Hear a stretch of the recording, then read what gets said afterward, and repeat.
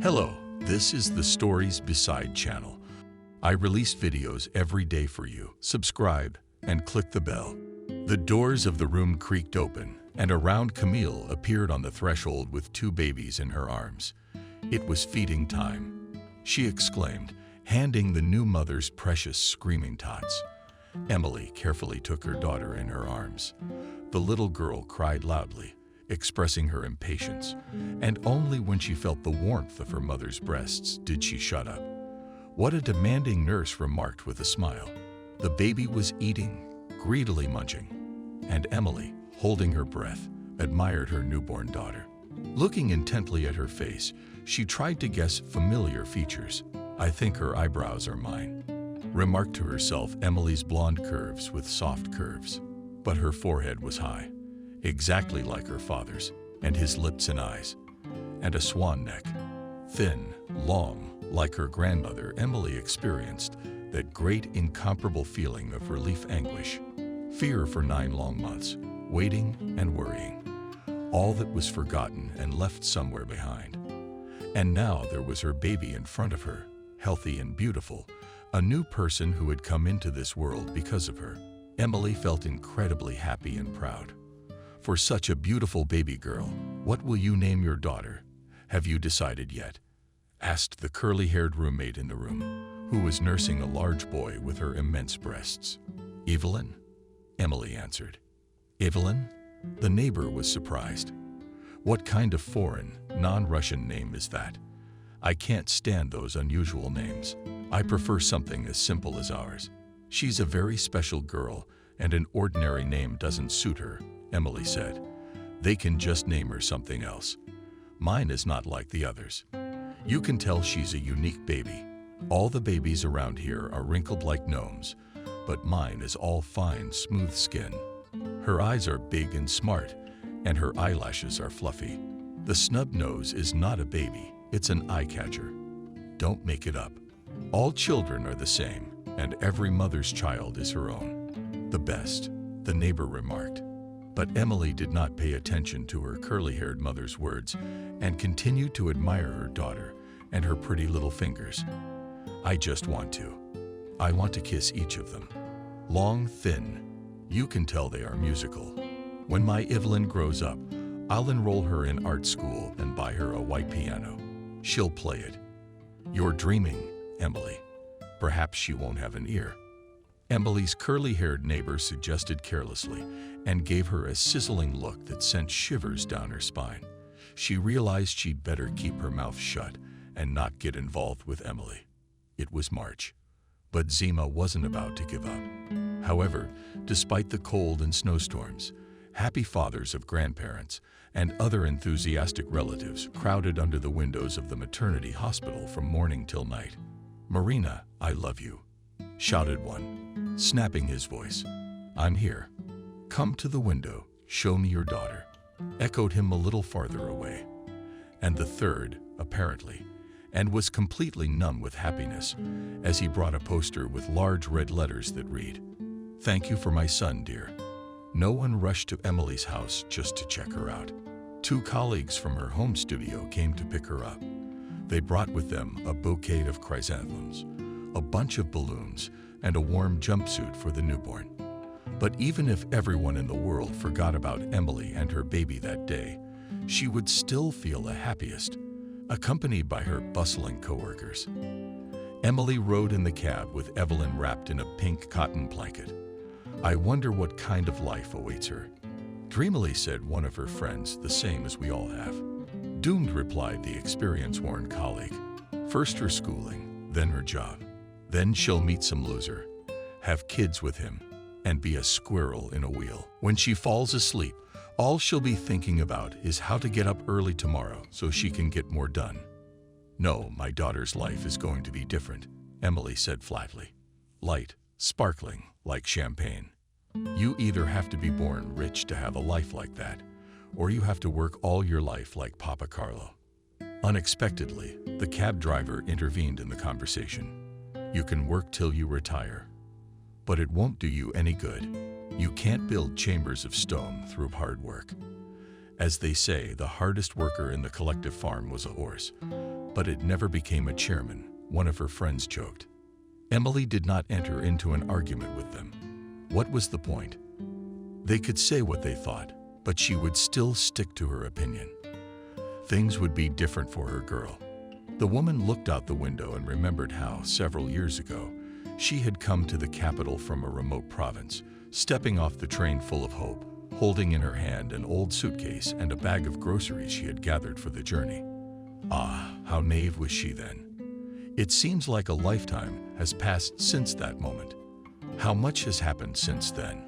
Emily was born into a simple working-class family, where it was customary to work hard since childhood. From a young age, the girl helped her parents in the household, fed the poultry, worked in the field, milked a cow. There was nothing unusual about that. That was how everyone around her lived.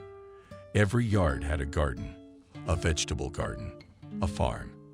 Emily uncomplainingly performed her domestic duties and at the same time managed to study diligently.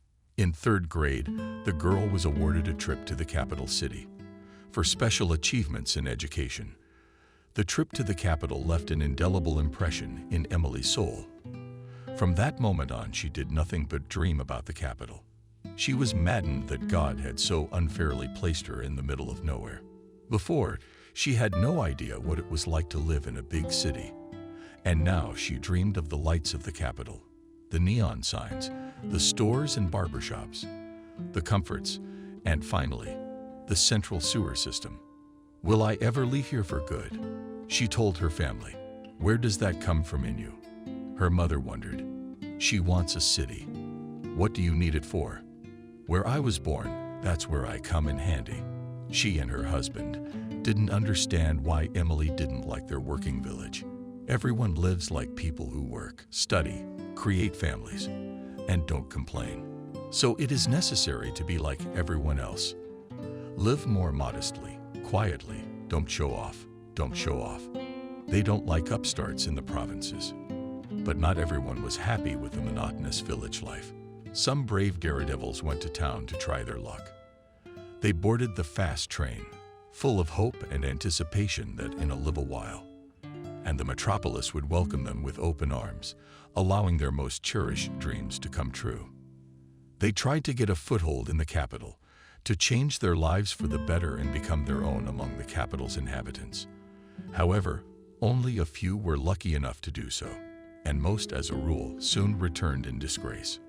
For a long time, the villagers treated these returnees with derision. They were considered losers.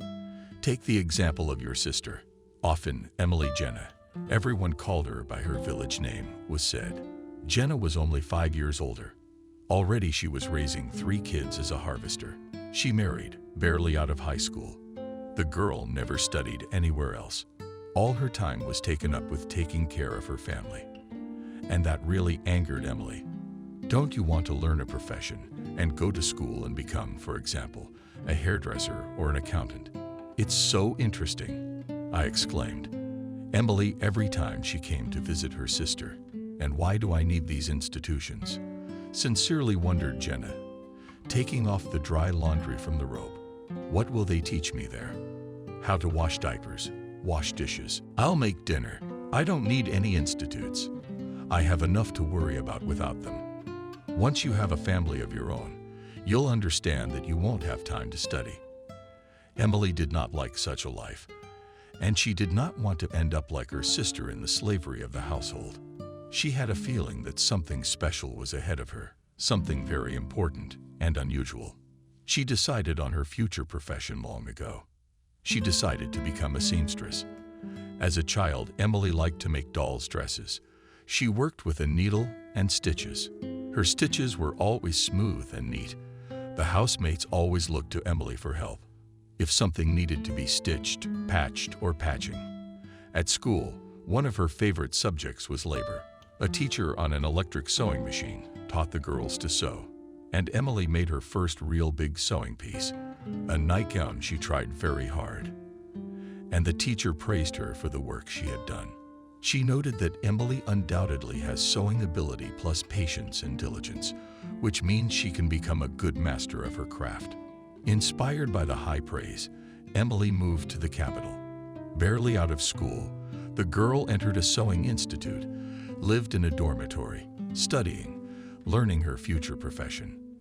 After graduating, Emily worked for a year in a weaving factory and then got a job as a seamstress in a small atelier. Buy beautiful, fashionable clothes at the time was not easy, and adjusted to government standards, dimensional grid of all these clothing products does not always correspond to the actual parameters of the figure. Therefore, the atelier was a real salvation for many ladies. She worked in good conscience. She was especially good at corsets, combinations, grace, and other women's things. That's why Emily always had plenty of clients. She sewed for men too. She had a very old professor who came to her very often. A plump, balding man with a red face. Every time he ordered another shirt and brought Emily a present. A box of chocolates or a box of genuine silent tea. The professor looked at the young dressmaker like a cat at sour cream, except for licking his eyes. That's why her colleagues often joked that the professor had an obvious crush on her. Emily pretended not to notice the elderly man's sign of attention. And that's a very respectable fiancé, remarked the head of the atelier, a scholarly widower and wealthy as well. I would look closely if I were you. Such men are not thrown away. Really? Sincerely outraged Emily. He's old enough to be my father. He might even be old enough to be my grandfather. So what? But without financial problems and with an apartment. What about love? The girl got indignant. Love is today. Tomorrow it is not, said the head. It is a very fickle value, and we want to eat every day. And the story that with a sweetheart in the shack is nothing more than a fairy tale. Anyway, you're still young. You'll get burned once. Then you'll understand, sighed the manager. One day, an elderly, elegantly dressed woman came into the atelier. Her haughty bearing and manner of conversation betrayed her as a former society lady. She brought with her a piece of ivory-colored natural silk. It was a rarity for those years. It was an unbelievable scarcity. I want you to make me a blouse, said the customer to Emily. Something not flashy, but subtle, luxurious, and not vulgar at the same time. You know what I mean? Of course I do. I just have the right pattern. Emily hastened to assure her client Emily and began to rummage through a box of magazines. Look at this, she exclaimed, when at last I found what I need. It's as if it were made for you. The silk is beautiful, so the blouse will be amazing and will satisfy your taste. I like it. The customer approves. Tell me a secret. Where did you get this fabric? You can't buy something like that in a fabric store nowadays. It must be. You gave a fortune. I couldn't contain my emotions. Emily, this is the first time I've ever held silk of such high quality in my hands. This silk was brought to me many years ago from Shanghai by my late husband. The old woman answered, lovingly stroking the fabric with her hand. But at that time, it seemed to me that this color makes me pale. That's why for many years this bundle was lying in the closet. Until yesterday I stumbled upon it. Do you think this piece is enough to make a decent blouse? Of course, I'll make you the most incredible blouse, Emily's client assured me. The whole capital will be jealous. The client began to come every week to the atelier for a fitting and soon became close friends with her young partner. One day, Evelyn did not feel well and invited Emily to hold a fitting at her home. Since then, the girl became a frequent guest in the apartment of an elderly woman. However, her place was more like a museum: old photographs, panels, antique candelabra figurines. Emily especially liked the painting that hung in the kitchen. How realistically painted, she remarked, admiring the image of a fruit basket. It's Emily's, a reproduction of a still life by the Italian Baroque painter Caravaggio. The original is now in Milan. I see that you like art. We could go to a gallery or the theater together. Do you like ballet? I have a good friend who works there, and I think he can get us 2 tickets. Are you still asking? Of course, I'd be more than happy to keep you company. Emily was indescribably delighted with all the ideas. Evelyn, But Emily was even more captivated by her. The woman was delightful, interesting. She saw with her own eyes Vladimir Mayakovsky was personally acquainted with the wife of Mikhail Bulgakov and told how one day kissed Izinin himself at some banquet, where secretly from parents sneaked a 17-year-old girl. He was damn drunk, behaving indecently swagger, but reading poetry. So everyone around him was crying, and I included Evelyn. This woman had a difficult fate. She got married when she was barely 19 years old. Young Evelyn was chosen by the son of close family friends, Stephen. He was a true polyglot. He was fluent in English, German, and Chinese, as well as French and Italian. Stephen worked as a military interpreter. He was often on official business trips. Every trip he took, he was sure to bring something back for his beloved wife and son, Christopher. Their little family always lived well and did not know the need for anything.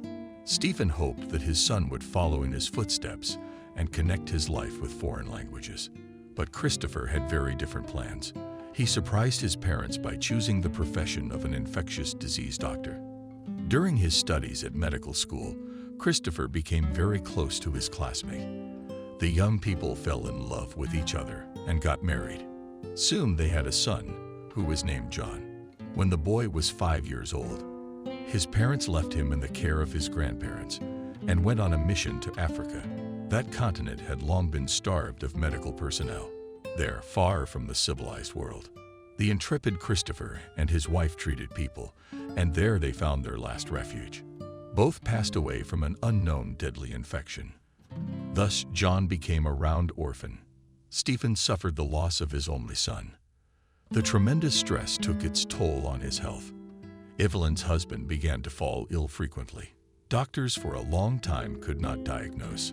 And finally, after a long examination, Stephen was diagnosed with a malignant tumor. A year after the death of her son and daughter-in-law, Evelyn also buried her beloved husband. Since then, the only loved one she had left was her grandson John. "I tried to raise him a real man," said Evelyn, "but like any grandmother, spoiled her grandson. I wanted him to have everything he needed. He had everything he needed, and more. The best teachers, toys, annual trips to the sea." Once he got into college, John moved into the apartment he'd inherited from his late mother. At first, I didn't want my grandson to leave me. And then I decided that he was an adult, and it was time to fly the nest. And it wasn't right for a grown man to sit by a woman's skirt. Evelyn loved to reminisce.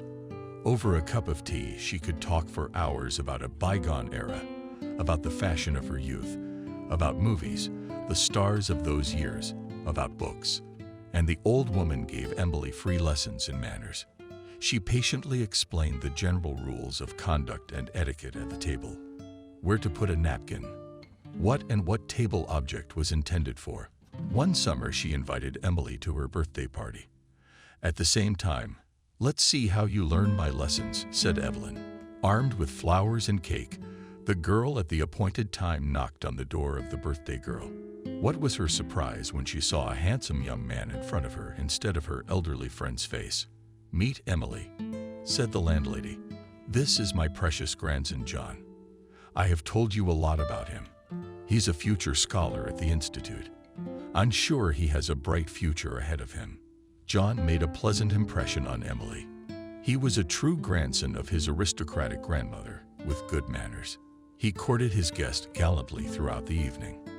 At the end of the evening, like a true gentleman, he volunteered to escort Emily to her rented apartment. She specifically pointed out to John the longest way home. She really wanted to prolong the time she spent alone with him. The young man turned out to be an interesting conversationalist and good at many things. But Emily was especially impressed by his knowledge of astronomy. John told Emily about the planets of the constellations and immediately showed her where and which one was located. "You know, Emily says that the stars are pairs of lovers who found each other, and even after their deaths, their souls stayed together. And now they are forever together as one looking down on us from the heights of heaven, blazing with bright fire and shimmering with much Emily. Who knows? Maybe you and I will be lucky enough to meet our other half." Is it possible that this fateful meeting has already taken place today? John stopped abruptly and looked at Emily. The glitter of all those bright stars is nothing compared to the shine of your beautiful eyes, he said, and pressed his lips to the lips of the confused girl. What was that kiss so sensual, so long, so real, so full of passionate fire? Of course, Emily had kissed young men before, but no one's lips had so burned her. In her native village, she was courted by a classmate. One day he invited her to a dance at the House of Culture. And there, during a dance, he unexpectedly kissed her, for which he immediately got a slap on the wrist. Emily did not like the first kiss. His lips were slippery, cold, like the skin of a frog. Now she wasn't ready for a kiss either, but she wasn't the least bit angry. On the contrary, in fact, she wanted John to do it again. The rest of the way, the young people walked holding hands firmly. John told Emily a romantic legend about the polar star. The girl listened to him without interrupting. She was enchanted by this intellectual speaker. But all good things must come to an end. And so they reached the entrance. Whether it was the champagne drunk at the festive table that went to her head, or her intoxication, suddenly bursting with feelings for John, but she let him come in and stay until morning. Emily did not regret what she had done in the slightest.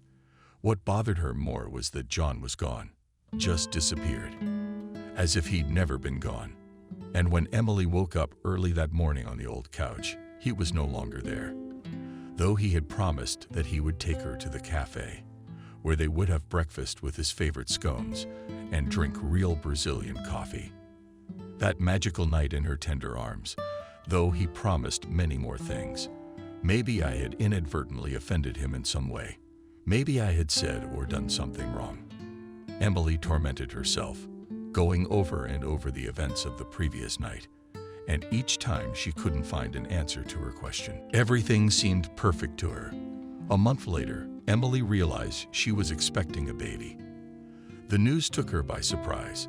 She was at a loss and had no idea what to do now. John had not seen him again since then, and she decided to look for him where he was studying at the institute. Emily took time off work and spent 3 days looking for John outside the school. But it got her nowhere. Either John was skipping classes or Emily just didn't see him in the throng of students. The easiest thing would have been to ask about him, about his grandmother Evelyn. But it was awkward for her to do so. She was so shrewd that she was bound to guess everything. Emily was sure. And the very thought of the elderly woman finding out this shameful truth terrified the girl. What she would think of her after such a thing. Afraid of exposure, Emily stopped going to Evelyn. And if she herself suddenly dropped by the atelier, the young dressmaker tried under any pretext to sneak out and avoid the meeting. She was terribly embarrassed and ashamed at the same time to look the old woman in the eye. So the days of the week passed. Emily was tormented by the toxicosis and doubts the future terrified her. But abortion terrified her even more. There had been one tragic incident at their institute that Emily remembered for the rest of her life. The same silly girl got pregnant by a windy bow. And he, as soon as he learned that soon to be a father, immediately, as they say, retreated into the bushes and said that the child was not his. And it's not clear who had it. The girl was from a remote village where the old ways of life were sacred.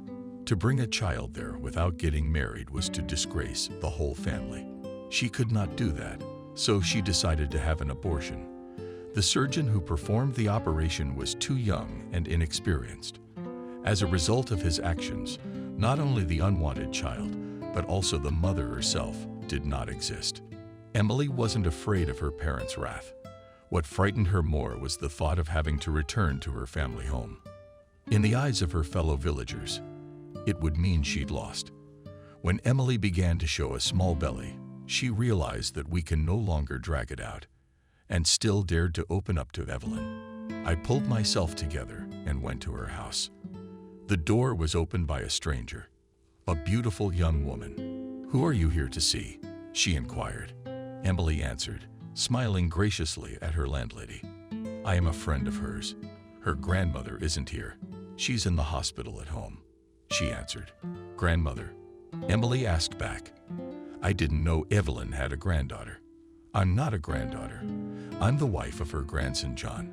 We got married 2 weeks ago," she clarified, showing Emily the dainty wedding ring on her ring finger. At that moment, the figure of John appeared behind the newlyweds. "Darling, you seem to have something burnt on the stove, don't you? You go take a look, and I'll deal with our unexpected guest myself," said John sweetly, smiling at Emily. That grin, more like a grin, made her uncomfortable. "What do you want? Stop dragging your ass in here," John hissed. The moment his wife disappeared into the depths of the apartment, there was no trace of her former manners. "I wanted to tell you last time you should leave my grandmother alone," the man continued. "She's got herself a girlfriend, too. What can you have in common with her? A noblewoman and a peasant. Why are you picking on her like a leaf? The neighbors tell me that you often come here like to your home. Listen, maybe you've got your eye on her apartment. You can understand that. So I decided to work my old lady to get her to sign over her property to you. But you can't count on that. I'll get everything in my will, so get out of here." Emily couldn't believe her ears. Why was he being so hard on her? What had she done wrong? She'd never dreamed of such a thing. John made her out to be some kind of calculating, greedy bitch for no good reason. To say that Emily was hurt was nothing to say. Any desire to tell her about the pregnancy was gone. What was the point? And would he admit that it was his child? Sneaky, arrogant, boorish. That's what John was really like. Emily realized that she was just an episode to him and nothing more. Gasping with heartache, she ran away down the stairs. "It won't be easy, but I'll make it through. The capital doesn't believe in tears," Emily whispered, wiping her hand from her wet eyes. A couple of weeks later, Emily's boss decided to call Evelyn at home. The fact is that there was a piece of green velvet left in the atelier, from which the elderly fashionista was going to make an evening gown. However, for a long time, the old lady did not appear. Therefore, the manager decided to clarify whether the intentions of her regular customer had not changed. Evelyn died, she was told on the other end of the line. 7 months later, Evelyn Jr., as the young mother often called her, was born. Emily was disappointed in men. After all, her only love experience was a failure. Now she trusted no one. At different periods of her life, men tried to woo her. Among them, there were very worthy. But she rejected them all because she was afraid of getting burned again. And she didn't need to. She had all those silly romances and dates. Evelyn, that's who she existed for now. Who she breathed and lived for, to whom she devoted her whole self, as any mother would. She wanted the best for her child. She was sure that Evelyn was destined for a better destiny, and so from a young age convinced her daughter in her particular giftedness and exclusivity. And when Evelyn grew up, she began to teach her the intricacies of relations with the opposite sex. Husband must choose wisely. She said, the head should be turned on and not succumb to feelings. Remember, that's the most dangerous thing in life. With cold calculation, you will achieve much more. I fell in love with your father like a fool. It's like a veil went over my eyes. So don't make the same mistake I did, daughter. You have to get on in life, and as soon as you can. Live your life to the fullest. That's what I didn't do in my time. And now I live from paycheck to paycheck, and there are millions like me, carrying the house and the kids, and a loser husband who, take your Aunt Jenna, for example. She devoted herself to her family. She never saw any gratitude. Kids are all grown up and gone, aren't they? Husband's been raising his hand to his wife in a drunken rage, and she tolerates it all. For what? One may ask. There's no love at all, only habit and hopelessness. If I'd calculated it right, I'd be a professor's widow now, and I'd be living a comfortable life. Yeah, except that I'm stupid. I missed it all. So learn from my mistakes, my daughter, and don't let your luck slip away. First and foremost, always think about how you can benefit from this or that person. Then life will be easier and easier. Evelyn was bright and had learned her mother's lessons well. Ever since she was a little girl, she had been twirling boys left and right to her own advantage. One briefcase carries the second for her essay, writing A. The third, with all his pocket money, treats her to ice cream. By about 16 years old, girl had a clear desire to get the best possible job, and best of all at someone else's expense. To her husband was sure to have money and a good house, and that all her friends burst with envy and dispersed into small pieces. Evelyn walked inexorably toward this goal, with a firm and hip gait. It must be said that nature did not fail her. Evelyn had a strong-willed face, a perfect figure, mobility, and optimism. She was always cheerful, emotional, easygoing, friendly, and smiling to women like her men usually flocked to her like moths to light. By nature, Evelyn was a strong person with character, but when necessary, she showed herself as a fragile lady. And if need be, she could easily pretend to be in need of rescue, like a princess in a castle. And now several knights were ready to travel the thorny path to save the beautiful lady. The first marriage proposal to Evelyn was made by her classmate Robert. He was an intelligent and very handsome guy, a medalist, the pride of Evelyn's school. She genuinely liked him and enjoyed going out with him in high school. But unfortunately, Robert had one significant disadvantage of poverty. He came from a working-class family with many children. His father worked in a factory as a turner, and his mother also worked on the assembly line. There was barely enough money in the family for the bare necessities. It was for this reason, in spite of all of his brilliant virtues, Robert was doomed to retirement. After school, Evelyn enrolled at the institute. There behind her, several candidates for a husband were killed at once, but each of them, for one reason or another, fell short of that honorary title. And at 20, Evelyn met Kevin. He was a senior in the law school and showed great promise. The rector himself predicted a bright future for him. Evelyn had her eye on Kevin, and the fact that he came from a respectable family and lived with his parents in the historic center of the city played a big part in that. Perhaps he was the right man for the role of groom, Evelyn decided. The unfortunate fact that Kevin was betrothed. It did not embarrass such a bright girl, as she did not have much trouble captivating a future lawyer. After a few dates, Kevin finally lost his head and was willing to do anything for his new sweetheart. He broke off the engagement with his former bride and proposed to Evelyn. She decided to torture her beau a little, and before she gave her answer, she invited her fiancé to her house to introduce him to her mother. At the appointed hour, Kevin showed up on Emily's doorstep with a bouquet of flowers. The would-be mother-in-law gave her likely son-in-law the most real interrogation. What do your parents do for a living? And where do you plan to live after the wedding? How are you going to support your future wife? Evelyn is used to the best of everything, and I want to make sure that you're able to provide her with a proper standard of living. Kevin told Emily about his dad, a diplomat, his mom, an art historian, and a spacious apartment in a prestigious house and a small cottage in the country. As you understand, we have plenty of square meters, so there will be no problem with housing. But the question of how we will live, unfortunately, it is still quite acute. As you know, I'm still studying and cannot fully work, but I get a scholarship. Of course, it's not very big, but if you don't splurge and tighten your belt. Well, what about your parents? Would they really deny financial support to a young family, their only son? Emily hinted clumsily. You see, they're old-fashioned in that respect, Kevin answered. Dad and Mom did everything on their own. They didn't count on anything but themselves. They lived first in a barracks, then in a communal flat next door to alcoholics. In a word, we had the worst of it. But somehow they managed to educate themselves and bring me up.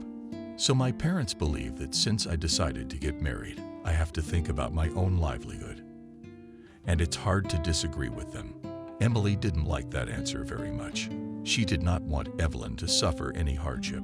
She did like Kevin, though, and approved of him as her future son-in-law. Why was he clever and positive? and the prospect of being related to diplomats couldn't help but please her. It wasn't some poor working class. Evelyn and Kevin set a wedding date and began to prepare for the celebration. When the wedding rings were bought and the dress was made, Emily began the search for a restaurant. She personally toured a dozen establishments until she settled on the Baroque. The most expensive and prestigious restaurant in town was this truly chic establishment with a palatial interior in an old mansion. Emily almost suffocated with delight at the sight of antique columns in the dining room and luxurious crystal chandeliers. She'd only seen such magnificence in a museum before.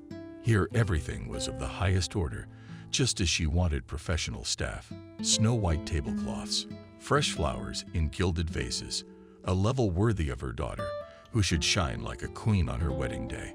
She couldn't wait to show all this beauty to Evelyn along with her daughter. Emily went there to make arrangements. About the banquet, they were personally greeted by the friendly owner of the establishment, David, 40, at the sight of the charming Evelyn. It was as if the man lost the ground beneath his feet. A mischievous light flashed in his eyes. To have a wedding for such an expressive girl in the walls of my humble establishment is a great honor. How I envy your fiancé, Evelyn. I hope he realizes how incredibly lucky he is. It's a great fortune. You are a diamond in the rough. David was all over the place with his compliments. He treated Emily and his daughter to a generous Oriental lunch, during which he didn't miss a moment to brag about his business. This is my third restaurant. I opened the first one in my homeland of Kazan. 8 years ago, the business went uphill, and 3 years later, Baroque appeared in Minsk. And last year, I fulfilled a long-held dream and opened an establishment here. You can't just walk in here. You need acquaintances, but I know how to find common ground with people. I've got all kinds of friends. Doctors, artists, ministers. More important than David. Under the great impression of getting to know each other, Emily and Evelyn returned home. This Tatar is a smart man, active, intelligent, but cunning. Not like your Kevin. You can tell right away that he is a good businessman. I wish you had a man like that, my daughter, Emily said. What kind of a man is he? Evelyn agreed. And he's got money. Kevin's a promising guy, but he'll never get there. How long does it take to wait a year? 2 to 5. This one's all ready to go. No deprivation, no restrictions. You know what, daughter? Why don't you go to that David guy's restaurant again tomorrow? Only without me, under the pretext that we didn't agree on dessert. See how he behaves with you alone. You know, feel him out. Evelyn did as David's mother told him to do. He went from compliments to actions to impress the girl. He hired a limousine and drove Evelyn around the city at night. She didn't get home until morning. It's okay. He's crazy about me. But there is one major drawback, she told me. He has a wife and children in Kazan. That's a problem for me. Wife is not a wall can be moved, said Emily. And the girl, inspired by the advice, enterprising parents, quickly called off the engagement to the grief-stricken Kevin and proceeded to process David. Everything was fine and rented apartments and bouquets of flowers and jewelry and furs. David lost his head over Evelyn and spared no expense on her, and on her 20th birthday even gave his sweetheart a foreign car, albeit a slightly used one. He carried Evelyn in his arms and was ready to fulfill her every whim. In a word, everything was wonderful in their relationship, except for one thing. David was in no hurry to leave his wife. He was torn between his family and Evelyn, who was pulling him like a magnet. David was a man of temperament. After 6 months of close contact with him, Evelyn found out she was pregnant. It was not in her plans, at least not until she was his lawfully wedded wife. So Evelyn had an abortion secretly from her lover. At the same time, no remorse, or at least doubt she felt, believing that everything in its time. David's entire entourage was aware of his close relationship with Evelyn. Soon rumors about the young mistress reached the ears of his wife. The businessman's wife was furious and did not hesitate for a minute, rushed from Kazan to the capital and caught the lovebirds. At the most intimate moment, a terrible scandal broke out. She gave her husband an ultimatum to choose either me or, she said, an angry woman. And then David showed himself as a flexible diplomat and offered an unexpected way out of the situation, which, in his opinion, was to please everyone. He invited Evelyn to become his second wife. This was the last straw in the cup of patience, Evelyn. It's over between us. I've wasted enough time with you already, said the offended girl David, and drove away forever at the wheel of his generous gift. Evelyn was not long sad in loneliness. Soon Sebastian appeared in her life, a politician and a major entrepreneur, a very reputable, famous, and more than wealthy man. Evelyn immediately realized that he was perfect for the role of her husband, wealthy, influential, and importantly, in light of recent events, available. Sebastian was 52 years old, 30 of which he had been married. But 2 years ago, the man was widowed. He had an adult daughter who lived permanently abroad. So she couldn't have been much trouble, as Evelyn suggested. After 6 months of romantic meetings, Sebastian proposed to Evelyn. At the same time, he made some demands. I need a good wife, but you don't have to worry. You won't have to stay at the stove from morning till night. I have a good cook for that. Cleaning, washing, and ironing won't be your job either, but you'll have to give up your work. No career, no job. That's not what I need from you. I want you to be a faithful spouse, one who will be my friend and comrade in arms, who will be with me in joy and in sorrow. And I also very much want my lonely house to be filled with children's laughter. And the more little ones running around it, the better. I have always dreamed of a large, friendly family. But for now, my wife was weak in health and could only give me one child. So I really hope that you can make my cherished dream come true. Evelyn easily agreed to all Sebastian's terms. The prospect of ending up in a golden cage did not frighten her in the least. Isn't that what she had been striving for all her conscious life? It was decided to arrange a wedding on the Italian coast. Now Evelyn spent all day preparing for the upcoming event. Emily was delighted with her daughter's choice. Everything was working out just the way she wanted. In her opinion, Sebastian was a good match. The fact that he was much older didn't bother her. After all, we all have our faults.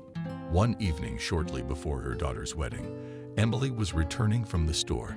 Despite all Evelyn's entreaties, she never got behind the wheel, preferring to travel the old-fashioned way by public transportation. Emily descended the stairs to the underpass and hurried down it to the subway entrance. Suddenly, her gaze caught sight of a disabled man in a wheelchair in the crowd.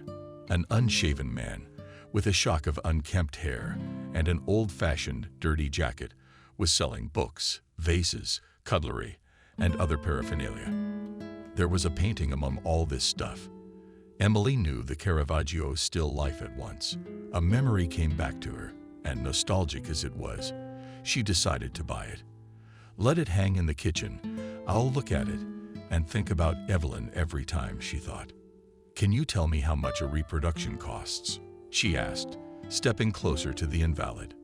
He raised his sad gray eyes at her and said in a pitiful tone, "And how much will you give?" Emily froze like a stone. She couldn't believe her eyes. In front of her in a wheelchair sat John. There was no doubt. It was him. She recognized him at once, even though he had aged noticeably. He didn't seem to have any idea who was standing in front of him. Emily must have been so insignificant in his life that her face faded as quickly as the face of a random passerby fades. "Why are you selling this painting?" "Careful," Jenna inquired. "So you won't starve to death." The man replied and spat on the floor. There was no trace of his former eloquence and manners. "But what? Don't your relatives help you? Your wife and children?" Emily asked. She was very curious about John's life. Many times he imagined their meeting. Sometimes in her fantasies, John would find her tearfully repenting. They went to the wedding and happily ever after. They lived as a full family. And sometimes Emily would go out with him. All so beautiful and successful, she fell in love with herself and revenge broke her heart. But never in her wildest dreams could the woman even imagine that she would meet him in the subway crossing, selling his possessions, and even in a wheelchair. Truly, life itself writes incredible stories. "I have no children," said the invalid. "I have always been for freedom. And children, they all just whine and are always demanding something. I don't have a wife either. I had a wife once, but she turned out to be a rare creature. She ran away from me to my best friend. Right after I had an accident, I lost my legs and half of my grandmother's apartment went to her. Bastard. Because of her now, I have to live in a miserable one-room apartment." After these words, John reached into his pocket and took out a bottle of vodka, took a big sip, and put it back. Emily involuntarily cringed. She was disgusted to see what John had become. He had a bright future. Emily suddenly remembered Evelyn's words. What luck that grandmother hadn't lived to see these days. "But maybe you should go to work. You know, there are centers now that help people with disabilities get jobs. You must have an education," Emily said, considering that he was once a student at the best institute in the country. "I dropped out of the institute out of stupidity," the disabled man admitted. "So a decent job for a cripple with no legs like me I will not find for a pittance. I have noble blood in me after all. I don't have to be. My grandmother used to hang out with Mayakovsky himself. Or Bulgakov, I don't remember. So I'd rather sell off her stuff quietly for my age. And if not, I'll exchange the apartment for a room. It's on the first floor, but it's warm. No mice, no cockroaches. By the way, are you interested in a brick house near the subway?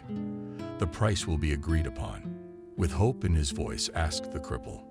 "No," replied Emily, then opened her purse and handed him 3 large bills. John grabbed them, as if he was afraid that the woman would change her mind, and then went back into his pocket for a bottle of vodka, apparently to drink to a successful deal. Emily hung the painting in the kitchen, as she had planned, but soon removed it and put it away on the entresol because it no longer reminded her of the beautiful Evelyn. Now, every time she looked at this reproduction, Emily's eyes flashed before her the untidy image of John at the very bottom. "Serves him right, serves him right," she said to herself. But somewhere in the back of her mind, she still felt a little sorry for him. The wedding party was a magnificent affair. Guests from the world, politics, movies, and show business were present at the lavish reception. The event was hosted by one of the most popular TV presenters, and the songs were sung by a Latin American singer of international fame. Evelyn glittered in a stunning wedding dress made for her by a famous French designer. Her head was adorned with a tiara studded with 100 diamonds. But one of the main hits of the celebration was a giant 3-meter cake. It was a real work of culinary art. In the press, journalists wrote about this fabulously beautiful marriage ceremony for a long time. After their honeymoon spent on a Mediterranean cruise, the newlyweds returned home. On the first anniversary of their marriage, Evelyn gave her husband an heir. She named the boy Sebastian after his father to please her husband. Little Sebastian was loud and demanding, but he didn't give much trouble either, because he had an experienced babysitter from day one. The young mother knew neither sleepless nights nor the pains of breastfeeding, so all she cared about was the figure damaged in the maternity hospital. Now she spent all her time trying to get in shape as soon as possible.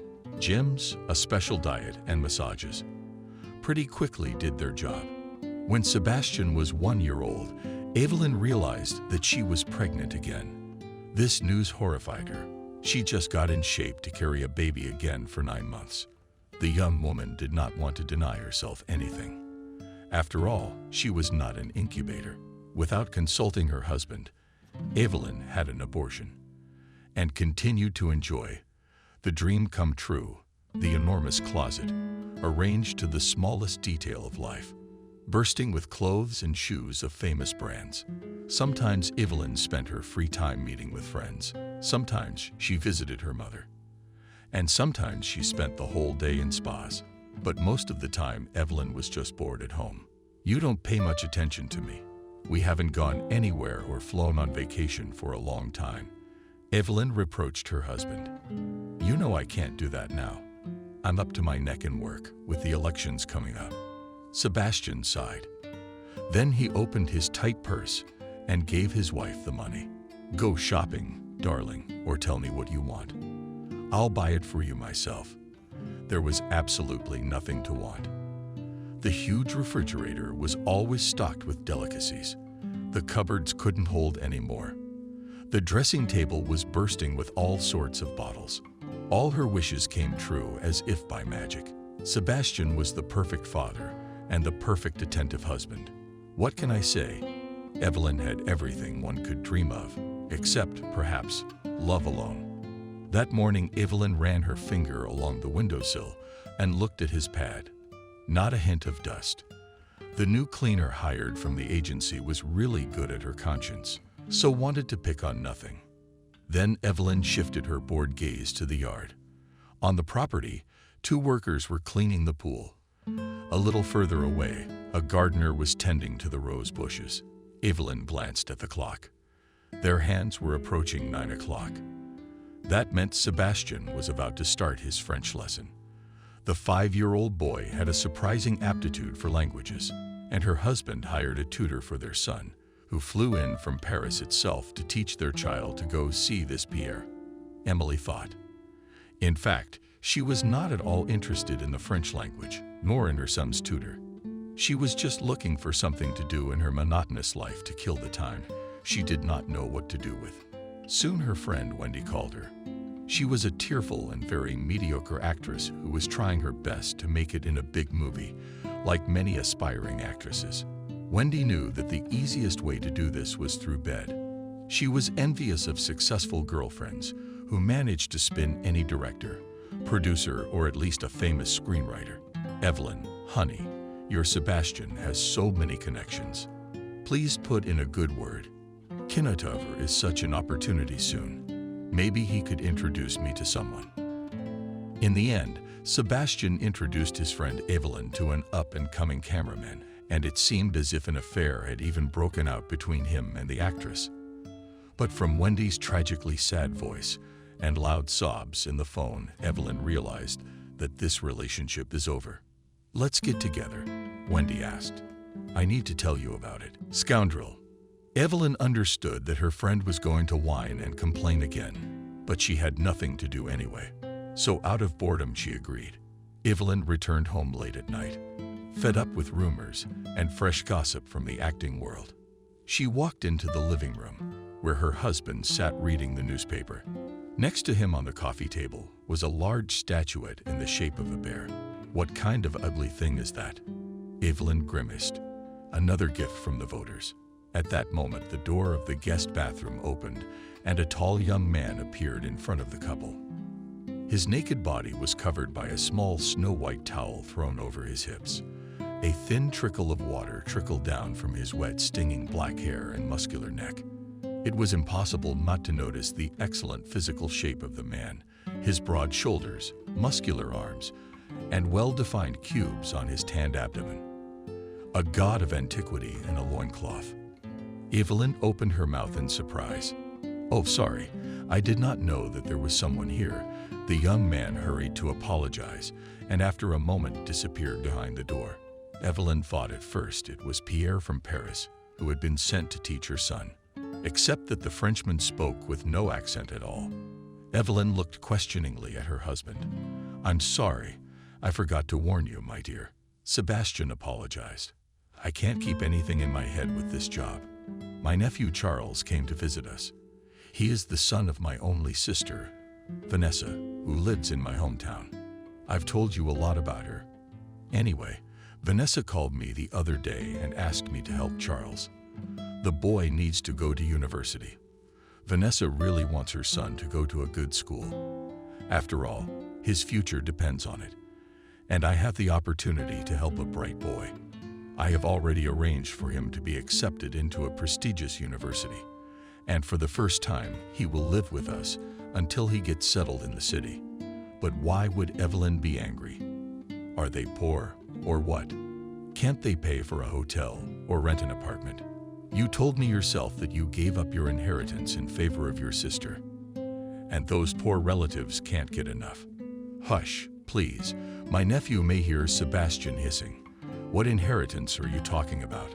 My father's old log cabin, or maybe the apartment where my seriously ill mother spent her last years, and Vanessa took care of her. And I was in the capital at this point building my career. But Vanessa was by my mother's side from morning to night during 10 years of the best years of a young woman's life. And please note, she did not even have a personal life because of it. Her husband left her for someone else. Of course, you can understand what kind of man can stand having his wife chained to her sick mother's bed. It was only later, when my mother died, my sister finally gave birth to a baby, by which time she was already in her 40s. So you think I should have fought her for 33 square meters? In that case, my sister had a right to present me with a check for working as a nurse and ruining her youth. Don't you think so? Vanessa is a saint. She never reproached me once in her life. She never asked me for anything. And this is the first time she asked for help. And not for herself. For her only son. How could I say no to such a small thing? Evelyn pouted angrily. Come on, honey. Sebastian turned to her, a little more affectionately. The guy came from the country. He even brought you a statue of a bear as a present. Put that ugly thing away. Evelyn threw it away, and she went back to her room. At first, Evelyn quietly hated Charles. Everything about him irritated her. His gait, his manner of speaking, his clothes, those playful dimples on his chin, and even his cologne.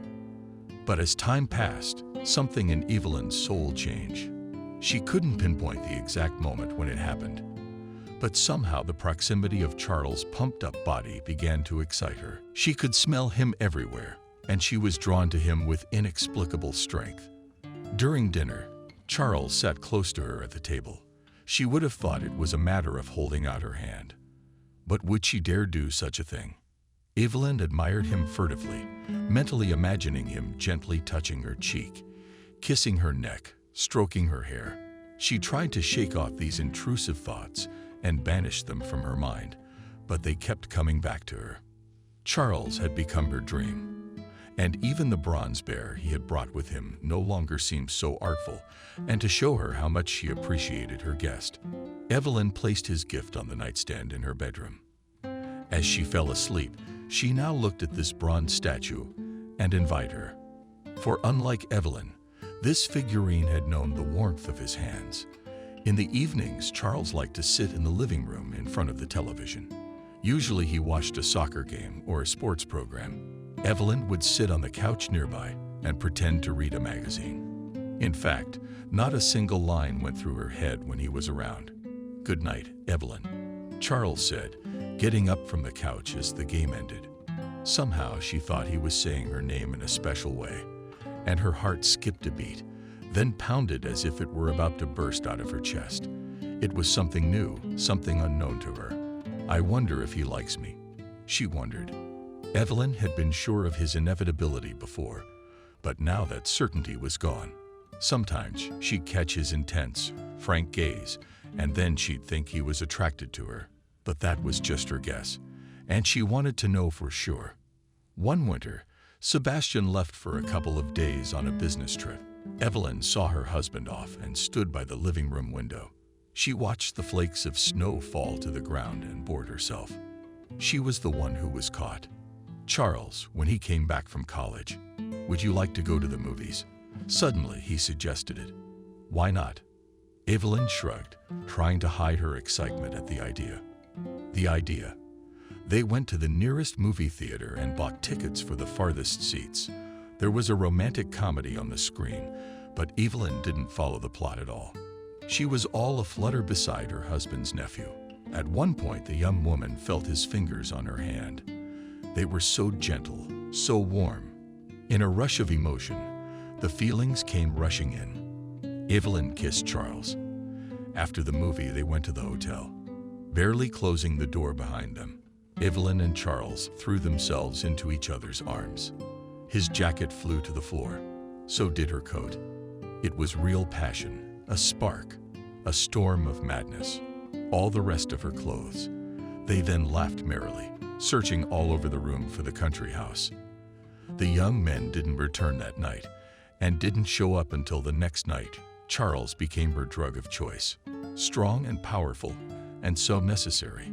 She saw nothing and no one but him. The desire for intimacy with him was off the charts, and when she could satisfy that hunger, she wanted more and more. She had to be near him all the time, to feel, to touch him. All her thoughts were about him, and how to be alone with him as soon as possible. Evelyn felt as if she had known Charles all her life. It was as if time stood still next to him. Everything around her froze and disappeared.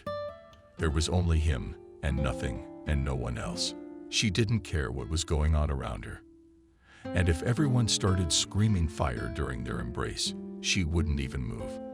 In the spring, Sebastian flew off on a business trip again, this time for a week. The lovers decided to take advantage of the opportunity to go somewhere together, away from prying eyes. They pored over the options for a long time, but eventually chose the Crimea. The sea in Yalta was still cool, but they even liked it. It turned out that they both didn't like the heat. Afterward, Evelyn recalled that delightful week, which was the most unforgettable of her life. "It was our love vacation," she told Charles. During the day, they stayed in bed, and in the evenings they sat in the restaurant by the sea, drinking cold champagne and eating grilled fish. He covered her with a blanket, and she knew that this was true happiness. She didn't think about Sebastian, and she didn't feel remorse. She simply dissolved into her feelings. For the first time in her life, Evelyn went to bed completely unselfishly at the call of her body and heart. She forgot her mother's advice and fell genuinely in love with her husband's nephew. In this intelligent, educated, handsome, best man on earth. "I think it's time for Charles to move out. Don't you think he's overstaying his welcome?" Sebastian once said to his wife over morning coffee. Evelyn was horrified by his words. It was as if she'd been electrocuted. "No, really," she exclaimed. "It doesn't seem that way to me. On the contrary, I'm glad your nephew is living with us. He gets on very well with Sebastian. It's wonderful that our son has an older friend. I'm worried that having a stranger in the house makes you uncomfortable," the concerned spouse admitted. "He doesn't bother me at all. Charles spends a lot of time at the Institute, so we hardly see him. So let him live. There's plenty of room after all. It's the least we can do for him and his mother, isn't it? I think Vanessa feels more comfortable having her son under your wing. There are so many temptations in the city, and they lurk inexperienced students at every turn." "All these drugs are bad company," Evelyn remarked. Sebastian didn't argue. He was so busy that he hadn't noticed the change in his wife's behavior and had no idea of the Shakespearean passions that were going on right under his nose. Sebastian loved his wife, trusted her, and was grateful for her understanding. 2 weeks after this conversation, Sebastian was away on business for a couple of days. Evelyn gave the cook a sitter, and the maid's day off sent her son to visit his mother. She did not want anyone to stop her and Charles from enjoying each other. It was dawn outside the window. Evelyn lay on the crumpled sheets of the marital bed and snuggled against Charles' naked chest. Her eyes were closing. She really wanted to sleep. But even more, she wished this moment would never end. She told Charles about her childhood, about her life, about the men she had had. She wanted her lover to know every detail about her. Every little detail she had exposed not only her body but her soul to him. And now she did not care about money, wealth, mansion, position in society. "Let's go away with you," she suddenly suggested. "Where to?" Charles was surprised. "I don't know," she shrugged. "Anywhere, as long as it's as far away from here as possible. With you, I would go to the edge of the world, even to Siberia, or to your native Yaroslav. We'll start a new life there. You're such a dreamer." Charles laughed. "What would we live on? Can we go to work like everyone else?" The woman suggested. "You work. Don't make me laugh. You've never worked in your life. Do you know how hard it is to get money?" "I'm sure I can do it," said an offended Evelyn. "And then, you know, I have some savings. And if you sell the jewelry, you can live on it." But it turned out that wasn't part of Charles's plan. Don't be absurd. You can't be serious. You're not stupid to know that what's going on between us is just our mutual attraction. No, it's not just an attraction. I love you, Evelyn exclaimed. What do you know about love, anyway? You're a complete egotist and a consumer in your world. One only takes and the other only gives. And you, of course, are in the position of the taker. Although you should have realized by now that you are not the center of the world, and it does not obey you alone. Your illusory feelings were born out of boredom because you lack the fullness of experience in life. You don't really love anyone. Believe me, I know what I'm talking about. I have a girl in Yaroslavl who is good, decent, and chaste. She's decided to take care of herself before we get married. I haven't laid a finger on her because I appreciate her. She loves me. She's really waiting for me. She misses me. And I will certainly marry her because I know she will be the perfect wife. Honest, faithful, and decent. She won't go behind her husband's back, even if she really wants to, because unlike you, she knows how to be grateful for everything. And she has dignity. Evelyn couldn't believe what she was hearing. A lump in her throat. She could hardly keep herself from weeping. You're getting married. And what about me? She whispered. What about you? You're very beautiful, and you have a great figure. You should have a good time. But how can I tell you? You're an easy woman. Your life is all pleasure and pleasure. You don't hide the fact that you use people for your own purposes. That's why you shouldn't be offended if someone took advantage of you. After all, you had fun with me too, didn't you? You can't do that to me, Evelyn whispered. She was trembling. I know people when I listen, especially women, and I only had to look at you once to know what kind of fruit you are. You think I didn't notice your attitude, that contemptuous look in your eyes. You thought I was a provincial poor relation, and you put yourself a few notches higher. Tell me though, how are you better than me? I may be poor, but I'm not as blind as my outdated uncle. I wouldn't marry you for the world. But why not have fun? Anyway, that was the last time. Our affair had gone on long enough. I've got my own place, and I'll be moving out in a few days. So between you and me, it's over. Charles smiled, a cheeky, smug smile, and Evelyn realized how cruelly wrong she had been. She had seen him as the embodiment of her own desires, of her own expectations. She had seen him as she wanted him to be, not as he really was. It was a later bitter epiphany that the pain he had caused her Evelyn had never felt before. An unknowable force snapped at her chest. She frantically gulped for air, afraid of suffocating.